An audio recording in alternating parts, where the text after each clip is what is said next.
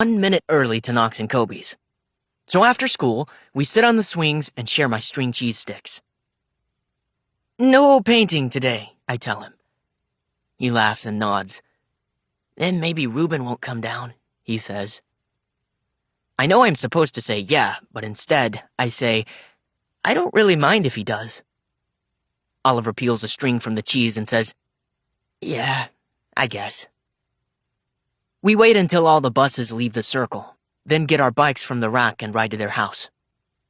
It's exactly 3:30 when we pull into their driveway. Paula answers the door and walks us to the kitchen, where Knox and Kobe are sitting at the counter eating sliced grapes. "Gabe! Oliver!" they say. "We paint?" one of them asks. I check his left pointer finger. "I don't think so today, Kobe," I say. Paula gives a little smile, and I wonder if she knows about our paint-up-the-wall fiasco and how Reuben had to come rescue us with a spray bottle and sponge. "Peas!" they say together. "We'll see," Oliver says. I shoot him a look like, what the heck? We are definitely not painting. Then Paula grabs a baking dish covered in foil from the counter and says, "I have to deliver this to a neighbor down the street. It'll just be 5 minutes. Will you all be okay?" We nod, but really I'm thinking, no, don't go. There are 1,000 things that could go wrong. But Oliver looks calm and says, "We'll be fine. Right, guys?" Knox and Kobe scream with excitement, and Paula says, "I'll be 4 houses down on the left. If you need something, holler." Literally. Then she slides into her clogs and rushes out the door to the garage. "More grapes," Knox says. But I think I remember hearing that grapes are the #1 choking food for toddlers, and my mom basically just stopped slicing them for me, so I try to divert their attention to Bunny, who's lying face down on the counter. "How's Bunny doing?" I ask. "Bunny okay." I check his ear, Knox says. We lift them down from the counter, and they both grab an ear of the bunny and pull, and it becomes a tug-of-war. "I check," Kobe shouts. "No, me," says Knox. I'm wondering if Reuben is upstairs and can hear us flailing, and I'm wishing they would just drop the bunny and the yelling because I don't want him to have to come rescue us again with some magical potion to end bunny ear tugs of war. Want to see a cool comic we're making? I grab my book bag and take out our English folder. Knox and Kobe drop the bunny and run over. We sit on the floor in the playroom and show them the last drawing we finished. The one where Oliver and I are sewn into Gabeover. I'm explaining to them that Gabeover is half me and half Oliver. "See?" I say, and point to Oliver's curly hair and then to the drawing. "And see?" I say, tugging on my own hair and pointing to Gabeover's right side. Knox and Kobe giggle and say, "Draw us!" Oliver laughs and says, "The 2 of you stitched together would look just like one of you. You're identical twins." "No, I like purple," Knox says. "Kobe like green. We different." Oliver says, okay, and grabs a piece of their art paper and a pencil from his book bag. "Let's see what I can do." He starts sketching. Knox and Kobe crowd in around him and giggle. "Which me?" Knox says. Oliver finds purple and green crayons from their art supplies and colors in half of the character's t-shirt purple and the other half green. He colors light brown curls for hair and even has the left hand turned out, with a tiny brown freckle in the crease behind the knuckle. "Me," says Kobe. Oliver slides it over to me for a speech bubble, and I write, "Together, we're Nobi." They giggle and point and say, "We keep it?" "Sure," I say. Then Paula comes back in through the garage door, and they run to show her the drawing. "It's us!" They giggle. "That's wonderful," she says. Then she turns to us. "I hear you ran into Reuben here the other day. Has he shown you any of his drawings?" Oliver and I shake our heads. "You should ask him sometime. He's pretty darn impressive, that kid." Then she kisses Knox and Kobe on the tops of their heads. "Not much for babysitting," she says. but quite the artist." Then she puts her earbuds in and heads down to the basement. Kobe looks at Oliver's drawing again and says, "Brother makes us pictures too." and before I can think of what to say, they're both standing at the bottom of the stairs, shouting for Reuben. "Oh, it's okay. He doesn't have to." Oliver starts, but Reuben is already standing at the top of the stairs, looking down. "Gabe and Oliver draw," Kobe says. He waves the drawing over his head. "Oh, Reuben knows," I say. "He's seen our drawings in school." "Come see," Kobe says, and reaches out his hand. Reuben looks down at me. I shrug and look up at him, and I hope I'm sending him a message with my face that says, "I'm sorry, and I'm so full of gobbledygook, and I hope you come down." I know he's still mad, but Knox and Kobe are shouting for him. So he gives me one good look that says, "I'm coming down, but it's not for you." Then he walks down the stairs and unlocks the baby gate at the bottom. He takes the drawing from Kobe, and his eyes get wow big. He points to the tiny freckle behind the left pointer finger knuckle and snorts a laugh and points to Kobe. "Me," Kobe says, then points to the other side. "That Knox." Then I step toward him and say, "It's half Kobe, half Knox. See?" Reuben traces his finger down the stitches in the middle of the drawing, separating the green half of the shirt from the purple. "Nobi," I say. "It's kind of like the comic we're working on in school." Reuben nods. "The idea comes from this graphic novel," Oliver adds. "You've probably never heard of it." Then Reuben rolls his eyes and nods his head up the stairs, telling us to follow him. Knox and Kobe go up first, and they have to hike their legs up high for each step. I look at Oliver. "Aren't we supposed to keep them down here?" I whisper. "Come," Knox says. Then he turns around on the stairs and waves us up. But Reuben grabs his hand quickly and puts it back on the railing. Then he bends right down to look in Knox's eyes and points to his little hand on the railing.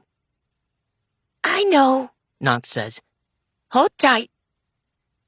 This is really making me wonder why Reuben isn't watching his own brothers. He seems way better at it than we are, but when I look up at him, he's taking a deep breath like Knox lifting his hand from the railing for that 1 millisecond really jumbled up his insides, and he has to blow away all that worry. He's worse than my mom.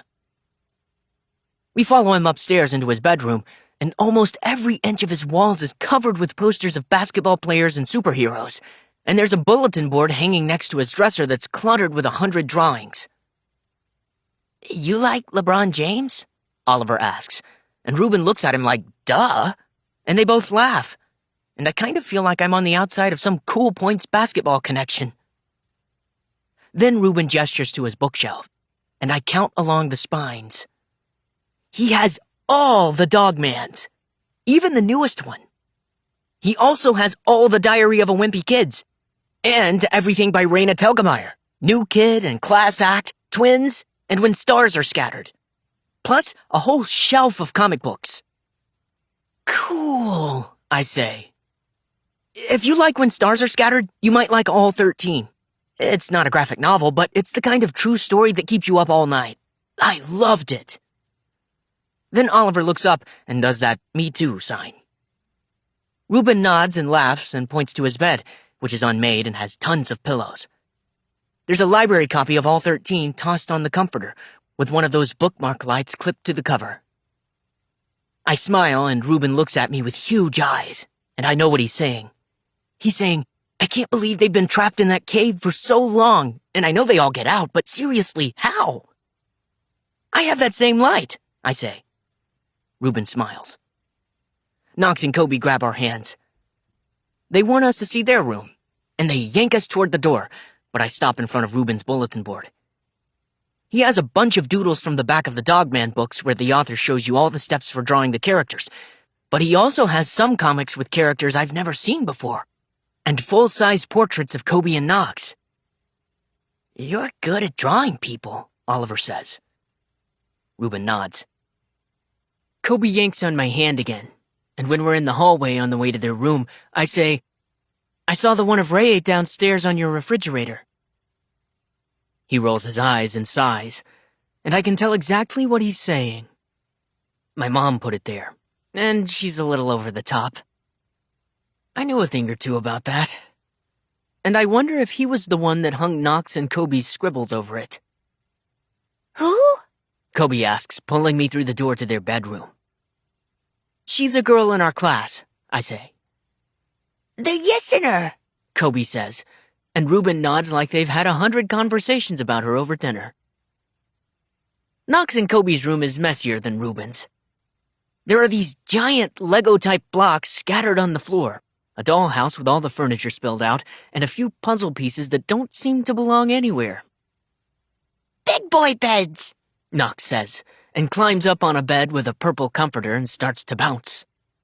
Reuben rushes over and carries him off, and gets right down on his knees and looks into his eyes.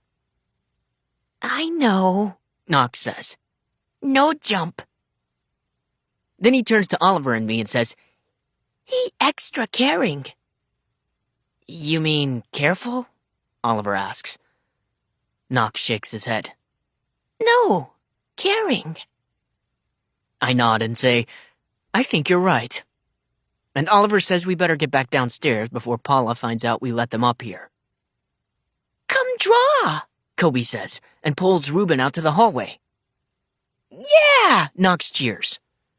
Reuben shakes his head and waves them off, but before I know it, I'm saying, you should. It'd be fun. I look at Oliver and he shrugs and says, you could help us with the next frame of Nobi. Reuben smiles, and Knox and Kobe squeal, and we all walk down the stairs, Reuben holding tight to his brother's hands. We sit on the floor of the playroom with pads of drawing paper laid out and ask Knox and Kobe what their character, Nobi, wants. Save the planet from pollution? I suggest. Catch a robber? They look at each other and say, Yollipops! Reuben laughs and leans over the paper.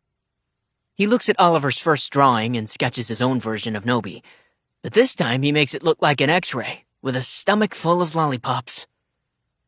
We all laugh as Reuben adds lollipop trees and a lollipop sun and a lollipop-wheeled tricycle to the picture. Knox and Kobe scribble green and purple all over Reuben's perfect lollipops, but he doesn't care. He smiles and shakes his head and puts his arms around his brothers. Oliver draws their house in the background and adds a lollipop picket fence around the yard. I draw 2 speech bubbles in the shapes of lollipops coming from both sides of Nobi's mouth. We stick together, says the first one, and the second one says, LOL, Lollipop. Reuben laughs and puts his fist out for a bump. I connect my knuckles with his, and Oliver explains to Knox and Kobe what LOL means, and they start to LOL, rolling around the floor. Yike this? Knox says. Reuben tickles them and starts picking up the colored pencils from the floor. He sees my English folder on the art table where we were showing Knox and Kobe our Gabivert comic, and he looks through the drawings. Those are the same ones from class, I say. He nods and pauses on the one with me laughing on the teeter-totter and Oliver looking sad and out toward the parking lot. Then he traces around Oliver's face in the drawing and looks up. I think Oliver is going to look away, or say that he still needs to fix that one. But he doesn't. And I count to 2 1,000, which actually feels like 1,000 1,000 before they look away. Reuben hands Oliver the drawing, and we hear the basement door open. I check my watch. 5:25. And I can't believe the minutes went by today without me watching them. Well, Paula says. it sure sounds like you all are having a good time. She's looking through her purse and saying, And, of course, I don't have the right change again. She pulls out a bill for each of us and says, But who am I kidding? This time is priceless. I feel weird taking $20 from Reuben's mom when we were kind of all just hanging out this time. But Oliver puts his money right into his pocket, so I take the bill and fold it in half. Then I hold it up between my fingers and say, We're saving for a backpacking trip. I look at Oliver and he nods and says, Yeah. What? Kobe asks. We're going hiking and sleeping out in the woods for 3 nights and 4 days. And we need fancy backpacks and water holder things. Water holder things? Paula asks. I keep going on and on about the water bladders and how they have tubes that attach to our packs so we can drink whenever we want. And I don't know why I'm blabbing so much, except I guess that I'm still feeling weird about taking the money because today was even pretty fun. And I want her to know that we're using it for something important, and not just 1,000 creamies at the country store or something. And I'm looking at Oliver, hoping he'll jump in to talk about how much those magic wicking shirts cost. But he's just kind of looking down at his feet, and not saying a thing. And when I'm talking about hiking 35 miles and climbing 2 peaks, Ruben's eyes get big again. Wow, big. That sounds fun, Paula says. Then Knox comes and wraps himself around my leg. Be extra caring. 22. I don't realize until Sunday that Oliver has our English folder with all the Gabeover drawings. He must have slid them in his bag after class on Friday, but I want to lay them all out and start thinking about the next part. The part where Gabeover's going to solve a crime. I send him a text. Want to work on Gabeover? Sure, I'll be over in 20, he writes back. I'm about to go tell Mom that Oliver's coming over, because she likes to know so she can make enough dinner in case he wants to stay. But I stop at my door and send him another message. Why don't I come there? He doesn't write back, and I'm wondering if he's already on his bike. I'll bring string cheese, I add. A minute later, he responds. Okay. I pack my book bag with some colored pencils and an art pad, then tap on Puppy's cage and tell her I'll be back later. When I get downstairs, Mom is reading on the couch with her feet up on the coffee table. I'm going to Oliver's house to work on Gabeover, I say. She looks at me over the rims of her glasses. May I go to Oliver's house to work on Gabeover? I ask. It's due on Wednesday. I assume his mom is home, she says. I'm not sure if his mom is home or not, but technically she didn't ask. She's just assuming. So I nod at her assumption. Mom says, Okay, and good luck. And I grab a couple of string cheese sticks from the refrigerator and head out the door. When I get there, Oliver is outside practicing dribbling around a fake defender. I drop my bike in the yard and try not to stare at the for sale sign. Want to try that with a real defender? I ask. He pretends like he's looking all around right past me. I don't see any real defenders. He laughs at his own joke, which makes me laugh, and then he tosses me the ball. He's right, though. I don't have any moves. Just stand here. He points to a spot on his driveway. And don't let me close to the net. Don't let me jump. I put my arms out and bounce on my toes like I see the kids do at recess and sports club, but Oliver dribbles easily around me and jumps up for a shot. The ball circles the rim, but bounces out. Then he grabs it with both hands and slams it to the ground. Damn! Hey, I say. It's just a shot. It's not just a shot. I get the ball from where it rolled off in the yard, and I'm not sure why he's so upset, or when he got so competitive. Watching him shoot hoops used to be fun. I'd call, air ball, or nothing but rim, when he missed, and we'd laugh and laugh. But not anymore. I toss the ball back to him. Okay then, I say. Try again. This time he dribbles it around me, sinks it in the basket, and pumps his fist. There, he says. Are you trying out for a team or something? I ask. He bounces the ball a couple of times and shoots again. Makes it. Not really, he says. I look at him like, what's that supposed to mean? And he says, Sorry I got so mad. I just really hate missing. It's okay, I say. Then I put my arm around his shoulders. Let's go in. There are empty boxes stacked in the corner of the living room, and I'm trying not to look at them, and trying not to imagine Oliver packing all his stuff inside them. and trying not to imagine them stacked in a moving truck to some new place. It takes me about 10 seconds to figure out that his mom is not home. I hand him a string cheese and say, "Where's your mom?" She picked up an extra weekend shift. He unwraps the cheese and peels a string. She'll be home soon, he says. I'm not supposed to be at anyone's house unless a grown-up is there, too. When I ask my mom why, she listed 100 reasons like, what if there's a fire? What if you choke? What if a stranger knocks on the door? And even though I know it's perfectly safe here without Oliver's mom, I'm trying to push all those mom thoughts out of my brain. I peel a string of cheese and chew it 100 times before swallowing just to be safe. Then we spread out our drawings across the kitchen counter in order. Any more ideas on the crime? I ask. Maybe there's an evil referee, he says, who's letting fouls go uncalled, and Gabever has to stop him. I nod, thinking. Or maybe he has some time-traveling superpowers, and whatever player he taps can travel back in time to fix a missed shot, or unfoul someone, or just change wherever they went wrong, he says. I nod. That would be cool. I could use that, he says. I could really use that. I'm pretty sure he's talking about basketball. But the look on his face makes me wonder if he's thinking about fixing something other than just a free throw or rebound. I'm trying to come up with some more ideas, but my eyes keep landing back on that same drawing.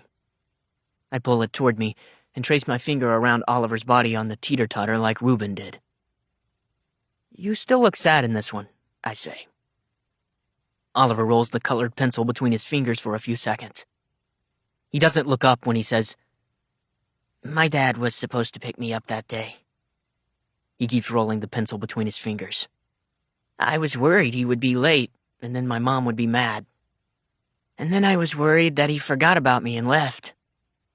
The colored pencil drops to the floor. He definitely forgot about me that day.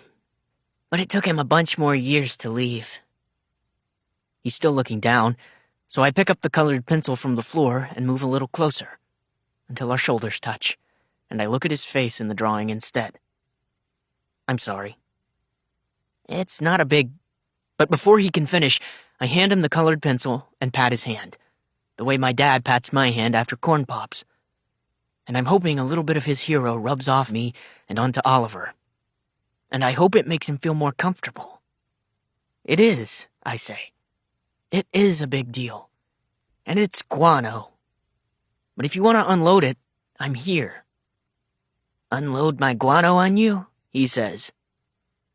Well, I say, you can't hold it in forever. I'm pretty sure that's bad for you. We both start laughing, and actual real tears are falling off our chins and landing on our pages. They're not the laughing so hard you cry tears, but the kind of tears that have been waiting to spill. And a little laugh gave them the permission to go. Escape tears that just needed a nudge to fall. When we finally quit laughing, I notice he's darkening the lines on the last comic. The big collision scene where the nurse has stitched us into Gabever. Really though, I say, I'm here. He nods and keeps pressing down to darken the lines. My mom always says that my dad was so happy when she was pregnant with me. He was finally getting a boy. I think she's trying to make me feel like it's obviously not my fault that my dad left, because I was something he was so excited for. Oliver finishes darkening the lines of Gabever's shoes and begins tracing over the black stitches that connect us down our middle, making them thicker. But it makes me feel worse. Like maybe I wasn't the right kind of boy. Right kind of boy? I ask. I don't know, he says. Someone who cared more about basketball. Someone who wanted to practice in the driveway. He presses his pencil down over the basketball in Gabever's left hand. When he left, I joined a zillion sports and quit wearing my sister's hand-me-downs, thinking he'd come back. And now I'm looking at all the frames of our Gabever comic and seeing a different story there. Oliver's story. A worried kid in his sister's pink fleece and light-up sparkle sneakers waiting for his dad. And I can't believe I was sitting on the other side of the teeter-totter and had no idea. And I'm thinking that you can't tell who someone is just by their speech bubbles. They're carrying things in their guts. You're not the wrong kind of boy, I tell him. No one is. He nods. Well, maybe Chaz. I chuckle with him, because I think he might be right. But now I'm wondering if there's anything in Chaz's guts. Then the door to the garage opens, and his mom comes in with canvas grocery bags over her arms, and Oliver gets up fast to help her. When she sees me, she says, "Oh, Gabe, hi." I smile and say, "Hi," and shoot a quick text to my mom. Don't worry, his mom is home. We help her unpack the groceries, and it doesn't even feel like I haven't been here in forever. It feels normal and good. Even when his mom mentions the for sale sign in their yard, it feels okay, because she says, "I'm trying my best to find a place here so you two can stay together." And Oliver says, "What's a teeter without a totter?" His mom smiles, and when all the groceries are put away, she sits down with us for a few minutes and asks about the comic. Oliver looks at me and I look at him. "Well," I say, "it's about these two friends." And I point to the page where Oliver's on the teeter-totter, and I'm standing off to the side with a sandbox truck in my hand. And one of them teaches the other how to teeter-totter. And in the beginning, it doesn't go so well. But the first friend doesn't let the other one quit, and after a while, they get the hang of it. And now, they've been balancing each other out forever. I think that makes his mom almost cry, because her voice is a little shaky when she points to the big collision scene and asks, "What's happening here?" That's where the two friends get in a big accident, and they each damage half their body. Luckily, it's the opposite halves, and they can be saved by getting stitched together to become this amazing new super person. "Wow," she says. "You haven't read Dogman?" I ask. "Is that what those books are about?" she says, and puts her arm around Oliver's shoulders. We all laugh. "Hey," I say, "you know what else these friends used to do?" I point to our comic. "What?" his mom asks. I look at Oliver and smile. "They used to slide down the basement stairs in cardboard boxes." His mom laughs and looks up at the ceiling like she's remembering, and she has those escape tears in her eyes, too. Then she gets up and opens the door to the basement wide. Oliver looks at her. "Really?" he says. She nods. "Before I change my mind." I smile and hop down from the stool to grab one of the moving boxes from the living room. His mom is still standing at the top of the basement stairs, looking down, and I set the box right next to her. "It's pretty steep," she says. "I can't believe I used to let you kids do this." "The key is in the cushions," I tell her. Oliver and I run downstairs and take the big cushions off the couch and line them up along the wall at the bottom of the stairs. We make sure they're balanced, then head back up, right past his mom, and out to the garage. She laughs when we come back inside with our bike helmets on. "Don't go putting a hole in that wall," she says. "I am trying to sell this house, remember?" "I can't make any promises," I say. And it's a joke, but suddenly I wonder if I do put my helmet through their basement wall, if no one will buy the house and they'll have to stay forever. We clip the straps under our chins and position the box so it's just peeking out over the top step. "Think we'll both still fit?" I ask. "Won't know until we try," he says. I climb in the back and pull my knees to my chest, and Oliver gets in front. It's a tight squeeze, and the sides are bulging a little, but we're in. Oliver pretends to start the engine. Vroom, vroom. He scooches the box forward, and I wrap my arms around his shoulders tight. And before I know it, we're flying, or bumping and sliding and bumping and flying and laughing down the stairs and into the couch cushions at the bottom.